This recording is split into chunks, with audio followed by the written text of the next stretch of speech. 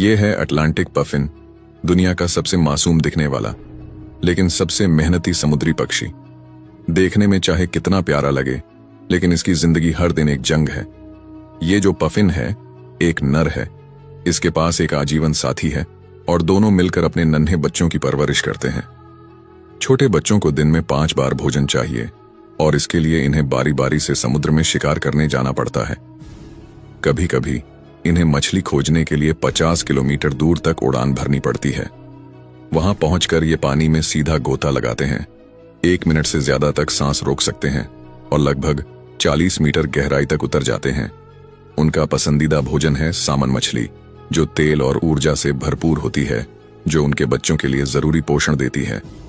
लेकिन असली चुनौती अब शुरू होती है। जैसे ही पफिन अपने मुंह में भरी मछलियों के साथ लौट रहा होता है, आकाश के डाकू उसका इंतजार कर रहे होते हैं। वो हैं शॉर्ट टेल्ड स्कुआ। इनके लंबे नुकीले पंख इन्हें हवा में बेहद तेज और फुर्तीला बनाते हैं।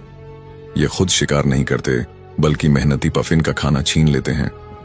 कल्पना करो, 100 किलोमीटर की यात्रा के बाद जब पफिन अपने घोंसले के करीब पहुंचता है, तभी स्कुआ उस पर झपट पड़ता है।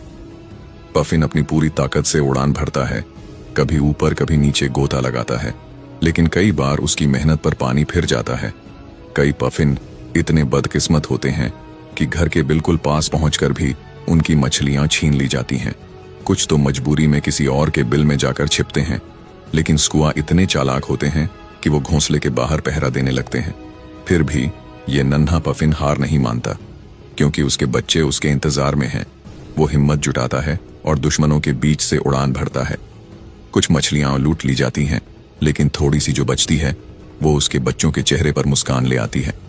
आज जब समुद्री पारिस्थितिकी बिगड़ चुकी है, मछलियों की संख्या घट रही है और आसमान के डाकू बढ़ते जा रहे हैं, पफिन का हर दिन बन गया है जीवन की जंग। फिर भी ये नन्हा पक्षी उड़ता है, क्योंकि एक पिता या मां के लिए अपने बच्चों से बढ़कर कुछ नहीं।